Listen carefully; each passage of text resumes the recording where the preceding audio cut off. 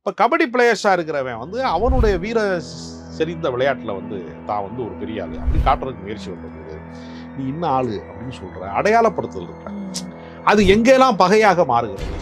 ஒருத்தர் அவமானப்படுத்திட்டோம்னா அவனுடைய ஆள் மனதுக்குள்ள அது எவ்வளோ காயமாக மாறுது, அது என்னவா மாறுது. இப்போ நம்ம வாரி செல்வராஜை பார்த்து நீ சாதி படம் எடுக்காத அப்படின்னு சொல்கிறான்ல கொஞ்சம் பேர், அப்படி சொல்கிறாங்கல்ல. அவன் எல்லாருமே சாதிய வன்மமற்றவனாக மாறிட்டா அவர் எடுக்க மாட்டாரு. சாதி மூலமா பாதிக்கப்படுற ஒரு வாழ்க்கை முறை இல்லாம போயிருச்சுன்னா அவர் எடுக்க மாட்டாரு. அந்த காயங்களோடு இருக்கிற வரைக்கும் அந்த கண்ணீரை அவர் சிந்தக்கூடாது, அதை காட்சிப்படுத்தக்கூடாது, அவர் துயரங்களை சொல்லக்கூடாது, அவர் வாழ்வியலை சொல்லக்கூடாது, அந்த மக்களை பற்றி அவர் பேசக்கூடாது அப்படின்னு நம்ம சொல்றது உரிமை. அப்ப சாமானியர்கள் புறக்கணிக்கப்படுற இடம் இருக்குல்ல, இந்த வழிகளை யார் பேசுவோம்? இது வெறும் சாதியா மட்டும் நம்ம பார்க்க வேண்டிய அவசியம் இல்லை, எல்லா மக்களுக்குமான ஒரு பிரச்சனை தான் அது. அப்படிதான் நம்ம அதை பார்க்கணும். அப்போ சாதிய அழுக்குகளோட, சாதிய அவமானங்களோட, சாதிய ஒடுக்குமுறையோட இருக்கிற மனிதர்களுடைய வழிகளை சாதியால பாதிக்கப்படாதவனுக்கு கடத்துற வேலையைத்தான் மாரி செல்வராஜ் கொண்டு வர செய்யணும். இது நடத்துறாங்க. சொன்னீங்களா சார், இப்போ தேவர் மகன்கிற ஒரு படத்துல வந்து கடைசியில முடிக்கும் போது அந்த காட்சியில கூட வந்து போய் புள்ள குட்டிகளை படிக்க வைங்க தான் அது கிளைமாக்ஸ்லங்க. படம் முழுக்க சண்டை ஓட்டு தானே இருக்காங்க. வன்முறையை படம் முழுக்க சொல்லிட்டு வன்முறை தவறு நன்றி வணக்கம் அப்படி கிடையாது. இப்போ ஜாதிக்குள்ளன்னா ஒரு ஒரு மேல் ஜாதிக்காரன் ஒரு கீழ் ஜாதிக்காரனை கொடுமைப்படுத்துற மாதிரி இதுல காட்சிப்படுத்தல. அதுக்குள்ள சமுதாயத்துல அவன் பெரிய தேவருக்கும் ஒரு சின்ன தேவருக்கும் சண்டை வர மாதிரி தான் காமிச்சிருக்காங்க. அது பங்காளி சண்டை, எனக்கு புரியுது. இது பங்காளி சண்டை தானங்கறான். பங்காளியா இருந்தாலும் ஒருவேளை நீங்க சொல்ற மாதிரி அது மேல் ஜாதி கீழ் ஜாதி வந்து தண்டிக்கிற மாதிரி அந்த மாதிரி காட்சிப்படுத்தினா புரியல. அது என்னன்னு அவங்களுக்கான ஒரு படங்கள் வந்து நீங்க 1-2 எடுக்கிறது ஓகே, நான் அப்படி மட்டும்தான் எடுப்பேன், எனக்கு அப்படி மட்டும்தான் எடுக்க தெரியும், நீங்க பார்த்தா பாருங்க பாக்காட்டி போங்கன்றாரே. வழிகளை புரிந்து கொள்ளுங்கள் அப்படின்னா ஒரு உங்க வழி வந்து ஓகே, நீங்க வாழை மாதிரி ஒரு திரைப்படம் எடுக்கிறீங்க, அதுல வந்து ஒரு வாழ்வியல் சார்ந்து இருக்கு, அவன் ஒரு சின்ன பையன் அவனோட கண்ணோட்டத்துல இருக்கு, ஓகே. பரியேறும் பெருமாள் எடுக்கிறீங்க, சமத்துவத்தை மையப்படுத்தி எடுக்கிறீங்க, அங்க வந்து ஒரு சமத்துவத்தை காமிக்கிறீங்க, அது ஓகே. ஆனா நான் வந்து அதை சார்ந்து மட்டும்தான் எடுப்பேங்கிறது இது எந்த அளவுக்கு கரெக்டா இருக்கும்? ஏன்னா சார், தீபாவளி அன்னைக்கு நிறைய திரைப்படங்கள் வெளியாக இருக்கு. முதலாவதாக பைசன் தான் வந்து வெளியாச்சு, அதை பாத்தீங்களா? எப்படி சார் இருக்கு? பைசன் திரைப்படத்தை பொறுத்தவரையில மாரி செல்வராஜுக்கு என்று ஒரு ஃபேன் ஃபாலோவர்ஸ் வந்து ஏறத்தாழ தமிழ் சினிமாவில் உருவாயிட்டாங்க. முதல் படத்திலேயே அவர் ஏறத்தாழ முத்திரை பதித்து விட்டார் என்றுதான் சொல்ல வேண்டும். எப்பொழுதுமே வாழ்வினுடைய வழிகளை குறித்து எடுக்கப்படுகிற படங்கள் எப்பொழுதுமே பெரிய அளவிலே வந்து பேசப்படும். நீங்க வந்து சேது என்கிற படம் வந்து பெரிய அளவிலே வந்து ஒரு ட்ரெண்ட் செட்டிங்காக 2000 காலகட்டங்களிலே பேசப்பட்டது. அதே மாதிரி காதல் என்கிற திரைப்படம், இதெல்லாம் வந்து வாழ்வியலோட உண்மை சம்பவங்களின் அடிப்படையில் எடுக்கப்பட்ட படங்கள். எப்போவுமே உண்மை சம்பவங்களின் அடிப்படையில் எடுக்கப்படுகிற படங்களுக்குள்ள ஒரு ஒரு ஒரு பெயின்ஃபுல்லான ஒரு கதை அதில் இருக்கும். அது ஸ்க்ரீன்ல வந்து நம்ம சினிமா பார்க்குறோம் அப்படிங்கிறத மறந்து என்னுடைய வாழ்க்கை தான் இதுக்குள்ள இருக்கு, நான் தான் இந்த கேரக்டரு அப்படின்னு ஆடியன்ஸோட கனெக்ட் ஆகிற படங்கள் அப்படின்னு ஒரு வகை இருக்கிறது. இப்போ ஏறத்தாழ தமிழ் சினிமா என்பது வந்து கொடிய வன்முறை ஆட்டங்களாக மாறிடுச்சு. ஆக்ஷன் படம்ங்கிற பேரில் துப்பாக்கியை சுட்டுக்கிட்டே இருக்கிறான், வெட்டிக்கிட்டே இருக்கான், குத்திக்கிட்டே இருக்கான், பழி வாங்குறான், தூக்கி அடிக்கிறான், அவன் மறுபடியும் வந்து இது பண்ணான் அப்படிங்கிறது. அப்போ இந்த வன்முறைக்கு பின்னாடி, வன்முறை எடுக்கக்கூடாதுன்னு அர்த்தத்தில் நான் சொல்லலை, வன்முறை ஆமாம், வன்முறைக்கு பின்னாடி ஒரு வாழ்வியல் இருக்கணும். ஏன் இந்த வன்முறைக்கு ஒருத்தன் தள்ளப்பட்டான், ஏன் இந்த மாதிரி கொலைகாரனானா அப்படின்னு சொல்றதுக்குள்ள ஒரு கதை இருக்கும் பட்சத்தில் அந்த வன்முறை வந்து பேலன்ஸ் ஆகிடும். ஏன்னா மனிதனுடைய இயல்பு என்பது என்னன்னா, இப்போ தண்ணியை கொதிக்க வச்சுக்கிட்டே இருக்கும், அது சூடாகுது. தண்ணீருடைய இயல்பு சூடு கிடையாது, தண்ணீருடைய இயல்புங்கிறது குளிர்ச்சி தான், நம்ம சூடாக்குறோம். அது மாதிரி மனிதனை வந்து என்ன சொல்றான்னா, சாதியின் பேரால, மதத்தின் பேரால, பிளவு அரசியலின் பேரால, வெறுப்பு அரசியலின் பேரால சூடேற்றிக்கிட்டே இருக்கிறது. நம்மளாம் ஆண்ட பரம்பரை, எப்படா ஆண்டிங்க, ஒரு 200-300 வருஷம் இருக்கும் அப்படின்னப்ப, இப்போ என்னடா சீரியா, இப்போ வேலை இல்லாமல் வந்து கஷ்டப்படுறேன், பிச்சை எடுக்கிறேன்னு கூட சொல்கிறாங்க சில பேர். அப்போ ஆண்ட பரம்பரைங்கிறான் எல்லா ஜாதிக்காரனுமே, ஆளாத பரம்பரையே கிடையாது. இது ஒரு வேடிக்கையான விஷயம். அது இப்போ நீங்கள் பாரியினுடைய பரம்பு மலை இருக்குல்ல, பாரி வாழ்ந்ததாக சொல்லப்படுகிற பரம்பு மலை, அதை போய் ஒருத்தன் இப்போ சமகாலத்தில் போய் ஆய்வு செஞ்சுருக்கான். அது என்னடான்னு பார்த்தா, பாரி ஆட்சி செய்த இடத்த மொத்தத்தையும் கணக்கு போட்டால் ஒரு பஞ்சாயத்து போர்டு தான் தருது. அப்போ அந்த காலத்தில் வந்து குறுநில மன்னர்கள் வந்து இப்போ இருக்கிற பஞ்சாயத்து பிரசிடென்ட்லாம் அப்போ ராஜாக்கள் வந்திருக்கான். அப்போ ஆண்ட பரம்பரைன்னு சொல்கிறது கரெக்டாக தான் இருக்குது. எல்லாருமே ஒவ்வொரு ஊருக்கு வந்து இப்போ பிரசிடெண்ட்டாக இருக்கிறது மாதிரி, ஒன்றிய செயலாளர் இருக்கிற மாதிரி, லோக்கல் எம்எல்ஏ இருக்கிறது மாதிரி, அவன் ஒரு அதிகாரத்தை கொஞ்ச நாள் பார்த்துருக்கான் அப்படிங்கிறத தான் அது கணக்கு. இப்போ இவர் என்ன செய்கிறாருன்னா, சாதி ரீதியாக மனிதனை வந்து மனிதனாக பார்க்காம, அவனுடைய படிப்பாக பார்க்காம, இப்போ நம்ம ஒரு ஆளை பேசும்போது மாநகரங்களில், அவர் யாருங்க, அவர் டாக்டராக இருக்காருங்க, ஒரு டாக்டருங்க. அவர் யாருங்க? அவர் வந்து டீச்சராக இருக்காருங்க. இப்படி அடையாளம் எது? அறிவுசார் அடையாளம். அதெல்லாம் டாக்டராக இருக்கான், அந்த பொண்ணு வந்து இந்த மாதிரி மீடியா பர்சனாக இருக்கிறாங்க, ஜேர்னலிஸ்டாக இருக்காங்க. இப்போ ஒருத்தருடைய அடையாளம் என்பது என்னவா இருக்கணும் அப்படின்னா, அவருடைய அறிவு தான் அவருடைய அடையாளமாக இருக்கணும். பிறப்பு வந்து அடையாளமாக இருக்கும். கிராமப்புறத்துக்குள்ளே நீங்கள் வந்து போனீங்கன்னா, சாதாரண ஊருக்குள்ளேயே போனீங்கன்னா, நீங்கள் என்ன ஆளுங்க, அங்கே மனுஷாளுங்க சொன்னால் ஒத்துக்க மாட்டாங்க. என்ன ஆளுங்க, இந்த பக்கமா அந்த பக்கமா, காலனியா அப்படி கேட்பாங்கல்ல. அப்போ மனிதனை வந்து அவன் பிறப்பின் அடிப்படையில் அவன் கேட்பான். இங்கே சாதியை வந்து என்ன பண்ணுவான்னா, மாநகரத்தில் நேரடியாக கேட்க முடியாது, மறைமுகமாக கேட்பான். நீங்கள் என்ன சாமி கும்பிடுறியா? அந்த ஒரு நடேச முதலியார்னு ஒருத்தர் இருந்தார், அவர் உங்கள் சொந்தக்காரரா? அந்த ஊருக்காரர் ஒருத்தர் இருப்பார், ஊரில் ஒரு செட்டியார் இருந்தார், அவர் உங்களுக்கு வேண்டப்பட்டவரா? என்ன வேணும் உங்களுக்கு? சித்தப்பா வேணுமா அப்படின்னா கேட்பான். நீ என்ன ஜாதின்னு கேட்கறதுக்கு பதிலாக சுற்றி வளைச்சு கேட்குறான் மாநகரத்தில். அங்கே ஸ்ட்ரைட்டாகவே கேட்குறான் எல்லாத்தையும். அதெல்லாம் ஓகே சார். நான் வந்து சாதிய ரீதியாக நான் படம் எடுப்பேன், சமத்துவத்தை முன்னிறுத்தி நான் படம் எடுப்பேன், அதெல்லாம் சரிதான். ஆனால் நான் சாதிய ரீதியாக மட்டும்தான் படம் எடுப்பேங்கிறது எந்த அளவுக்கு கரெக்டு? இல்லை, அது எப்படின்னா, எனக்கு வந்து இப்போ நீங்கள் டாக்டர்கிட்ட போறியா, டாக்டர்கிட்ட போகும்போது உடம்புல என்ன பண்ணுது அப்படின்னு கேட்கும்போது, பர்டிகுலராக நீங்கள் என்ன செய்றீங்க? நெஞ்சு வலிக்குதுங்க, காலில் அடிபட்டுருச்சுங்க, கண்ணுக்கிட்ட படபடன்னு பிடிக்குதுங்க, அதெல்லாம் சொல்ல முடியும்? கண் டாக்டர்கிட்ட போய் கண்ணில் என்ன பிரச்சனை அப்படிதான் சொல்ல முடியும்? பொத்தாம்போது அவர் படம் எடுங்க அப்படின்னு சொல்றாங்கன்னு வச்சுக்கோங்க. அப்படி எல்லாருக்குமான படத்தை எடுக்க முடியுமா? ஒரு கேள்வி இருக்கு. சில பேர் சொல்றான் எல்லாருக்குமான பொதுவான படத்தை எடுங்க அப்படிங்கிறான். எல்லாருக்கும் பொதுவான படம் இங்க இருக்கு. ஒரு திருடனை பத்தி கதை இருக்குன்னு வச்சுங்க, அது எல்லாருக்குமான கதையா? இல்ல. திருடனுக்கான கதை. போலீஸ்காரனை பத்தி ஒரு படம் எடுக்கிறான், அது எல்லாருக்குமான கதையா? இல்ல. நம்ம அப்படி ஒரு போலீஸை பார்த்திருக்கோமா நிஜத்துல? அது கரெக்ட். ஆனா ஒரு நீங்க ஒரு அவங்களுக்கான ஒரு படங்கள் வந்து நீங்க 1-2 எடுக்கிறது ஓகே. நான் அப்படி மட்டும்தான் எடுப்பேன், எனக்கு அப்படி மட்டும்தான் எடுக்க தெரியும், நீங்க பார்த்தா பாருங்க பாக்காட்டி போங்கன்றாரே. இல்ல, அப்படிலாம் அவர் சொல்லல. பார்த்தா பாருங்க பார்க்காம போங்கன்னு சொல்லல. இப்ப அவரு கபடி விளையாட்டை மையமா வச்சு அந்த கதையை வந்து உருவாக்கி இருக்கிறாரு. கபடி விளையாட்டுக்குள்ள வந்து எப்படி வந்து ஒரு சாதி வந்து அதுக்குள்ள ஆப்ரேட் ஆகுது. இப்போ நீங்கள் வந்து கபடி பிளேயர்ஸ் வந்து என்ன பண்ணுவாங்கன்னா, பல ஊர்களில் டீம் வச்சுருப்பாங்க. இந்த ஊர் டீம் போய் வேற ஒரு ஊரில் போய் விளையாடுவாங்க. அதுக்கு வந்து லோக்கலில் வந்து பரிசு கொடுப்பாங்க. அங்கே இருக்க லோக்கலில் இருக்கக்கூடிய எஸ்ஐ, அந்த கட்சியினுடைய எம்எல்ஏவாக இருக்கிறவங்க, மாவட்ட செயலாளர் இருக்கிறவங்க, அல்லது சில இடங்களில் பெரிய மாவட்ட தலைநகரில் இருந்தால் அந்த ஊர் அமைச்சர் கூட வந்து பரிசு கொடுப்பாரு. நீங்கள் கபடி போட்டி அப்படி நடத்துகிறோம் அப்படின்னு சொல்லி தென் மாவட்டங்கள் எல்லாம் பார்த்தோம்னா, முதல் பரிசு 30,000, 2ஆம் பரிசு 20,000, 3ஆம் பரிசு 10,000, இல்லாட்டா தங்க செயின் போடப்படும். இந்த ஜல்லிக்கட்டுல எல்லாம் போடுவாங்கல்ல, உங்களுக்கு வந்து தங்க செயின் போடுறோம், நாங்கள் கார் பரிசீலிக்கப்படும், பைக்கு கொடுப்போம், நாங்கள் புல்லட் கொடுக்குறோம், அப்படிலாம் போட்டிகளை அறிவிக்கிறாங்கல்ல.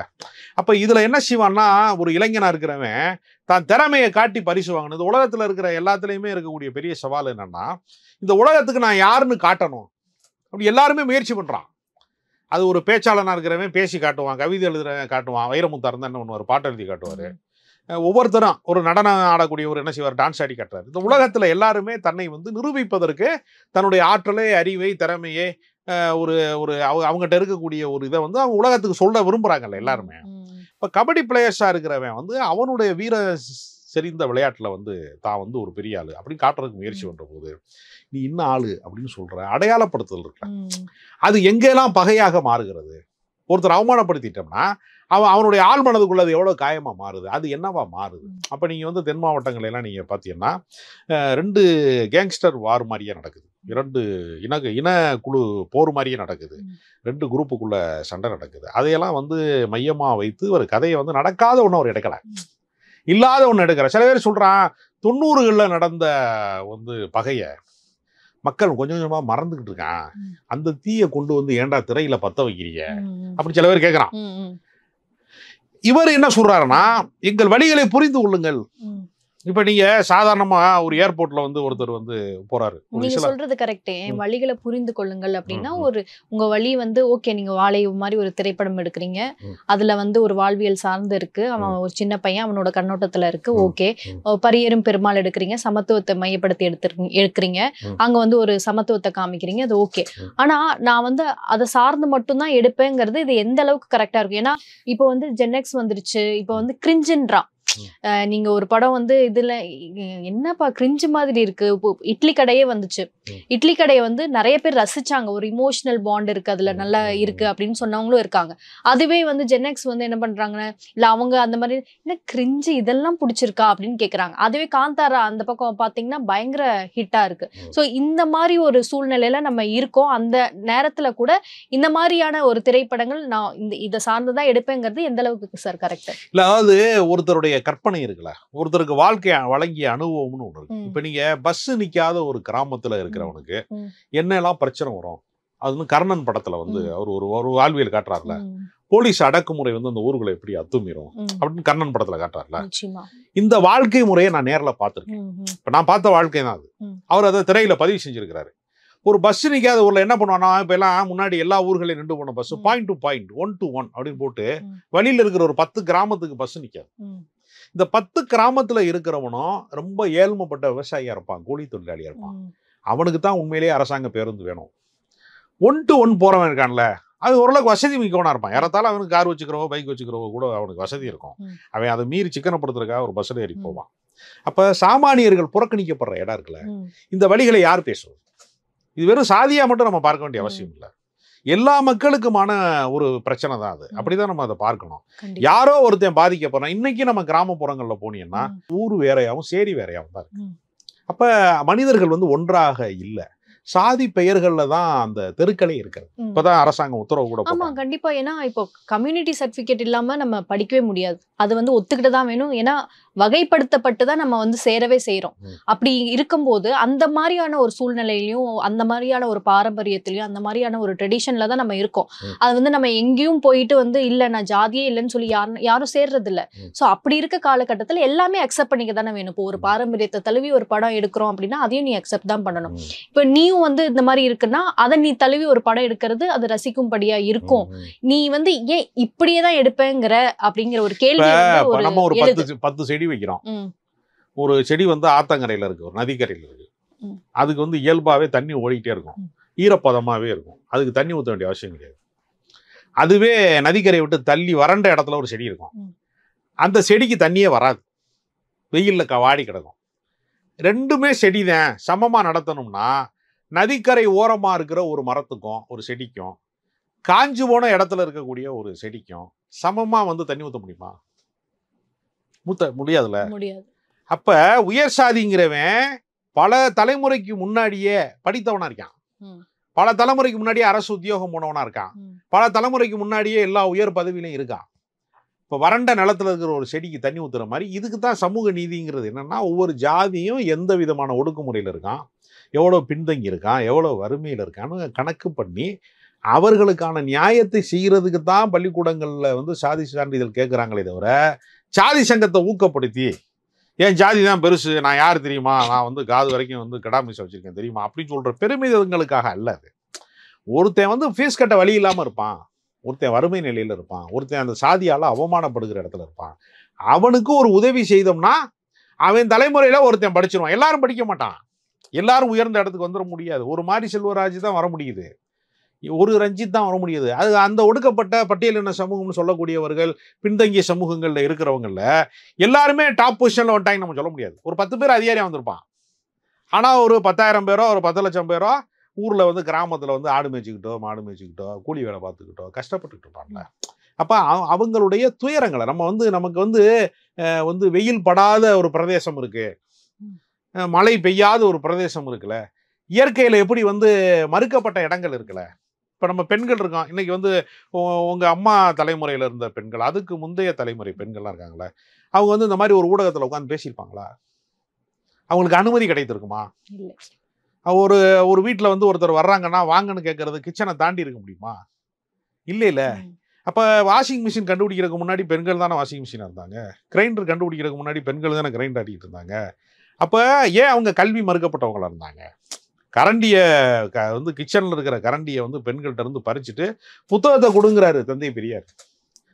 புத்தகங்களை கொடுத்ததுனால பெண்கள் இன்னைக்கு கலெக்டராக இருக்காங்க, பேராசிரியர்களாக இருக்காங்க, உங்களை மாதிரி ஊடகவியலாளராக இருக்காங்க, பல இடங்களுக்கு அவங்க வர்றாங்கல்ல. கல்வி தானே அவங்களுக்கான திறப்பை உருவாக்குது, அவங்களுக்கான அதிகாரத்தை உருவாக்குது.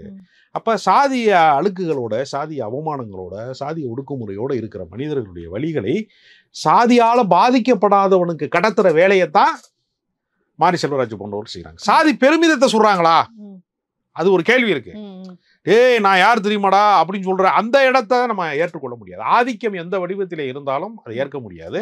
அதே சமயத்துல யாரை டாமினேட் பண்ணாலும் ஆணாதிக்கம்ங்கிறோம். ஆம்பளை வந்து எல்லாமே நான் சொல்றதை நீ கேட்கணும், உனக்கு சொத்து கிடையாது. இப்ப நீங்க ஆணுடைய உடையில வந்து பாக்கெட் இருக்குல்ல, பெண் உடையில ஏன் பாக்கெட் இருக்குல்ல? சாதாரணமா சேலை கொடுத்துருக்காங்களா? சேலையில பாக்கெட் இருக்கா? தாவணியில இருக்கா? பழைய பெண்களுக்கான பாரம்பரிய உடைகளை எங்கேயாவது பாக்கெட் வைத்துக் கொள்ளுது. இப்ப ஜீன்ஸ்ல இருக்கும். நவீன வாழ்க்கைக்குள்ள போன பெண்களுக்கு செல்போன் வச்சிருப்பாங்க, பணம் வைக்கிறதுக்கு வந்து மணி பர்ஸ் வச்சிருப்பாங்கல்ல. ஏன் வந்து நம்ம அம்மாக்களுக்கு அது வழங்கப்படலை அப்படின்னா, அவங்களுக்கு பொருளாதாரம் மறுக்கப்பட்டது, சம்பாத்தியம் மறுக்கப்பட்டது, வேலை வாய்ப்பு மறுக்கப்பட்டது, சொத்து மறுக்கப்பட்டது. நகை போடுறதே எதுக்குன்னா நீ சொத்து கேட்காதங்கிறது தான்.